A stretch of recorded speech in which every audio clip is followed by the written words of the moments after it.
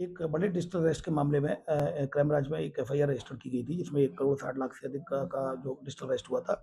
इसमें 17 आरोपियों को अरेस्ट कर लिया गया था, जिन्हें मूल अकाउंट से मूल सिम थे, उनको अरेस्ट किया जाकर उसके बाद फिर ये 17 आरोपी को अरेस्ट करने के बाद ये 2 आरोपी, जिसमें एक आरोपी का एलओसी जारी किया गया था क्राइम ब्रांच के द्वारा, उसको अमृतसर एयरपोर्ट पर पकड़ा गया, जिसका नाम पतरस उर्फ कैलिस उर्फ क्रिश,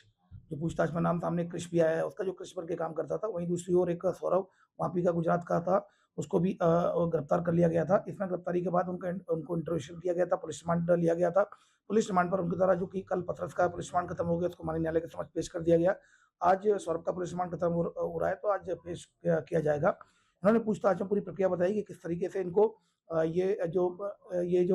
किस डाटा एंट्री के रूप में इनके ऐड आते हैं, सोशल मीडिया प्लेटफॉर्म पर डाटा एंट्री के रूप में ऐड आते हैं, और उस ऐड के माध्यम से पैसा कमाने के लिए थाईलैंड में जॉब के लिए ऑफर आते हैं। ऑफर के बाद फिर इनका इंटरव्यू होता है वीडियो कॉल के जरिए, या फिर ये खुद सेल्फ लोड कर देते हैं वीडियो को, और उसके बाद करने के बाद फिर ये लोग इनको एक कोई एजेंट मिलता है, एजेंट के माध्यम से ये थाईलैंड जाते हैं, और थाईलैंड से फिर इनको लाओस या म्यांमार या फिर कम्बोडिया डाइवर्ट कर देते हैं। इनके द्वारा पूछताछ में ये बताया गया,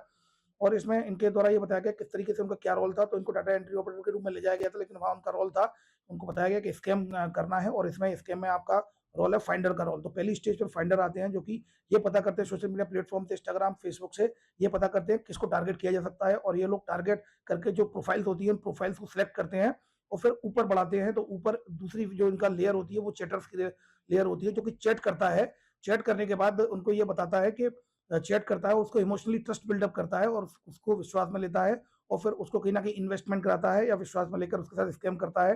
फिर थर्ड लेयर आती है टीम लीडर, टीएल, जो कि जो फंड जो आता है उसको किस अकाउंट में लेना है, कहाँ लेना है, और सारे अकाउंट्स की म्यूल अकाउंट्स, म्यूल सिम, और जो जो ऐप होता है, जो फर्जी ऐप होता है, फेक ऐप होता है, उसकी लिंक ऊपर से उसका जो बॉस होता है डायरेक्टर के ऊपर, बॉस ये प्रोवाइड कराता है। तो ये कहीं ना कहीं पूरी तरीके से ऑर्गेनाइज रूप में काम कर रहे हैं, जिसमें कि इंडियंस के जो जो जो जॉब के लिए जाते हैं उनको इस तरह से फाइंडर के रूप में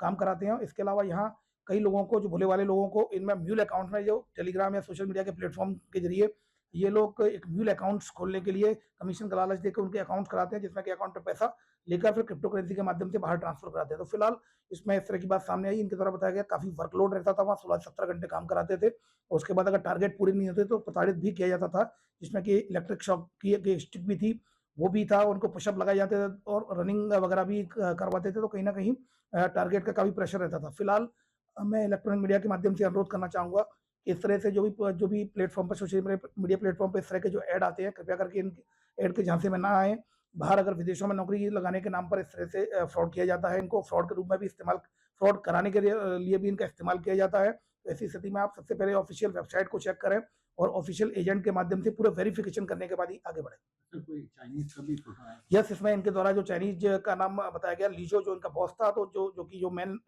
कड़ी था, जिसके द्वारा ये सारी चीजें इनकी तरह डायरेक्शन नीचे तक आते थे, तो उसको फिलहाल आइडेंटिफाइड किया जाकर इसको भारतपुल जो पोर्टल है, जिसके माध्यम से जो ट्रांसनेशनल जितने भी इन्वेस्टिगेशन होती है वो सुलभ हो पाती है, तो उसमें उनसे कॉन्टेक्ट किया जाकर और वहां पर उसे आइडेंटिफिकेशन के लिए प्रयास किया जाए।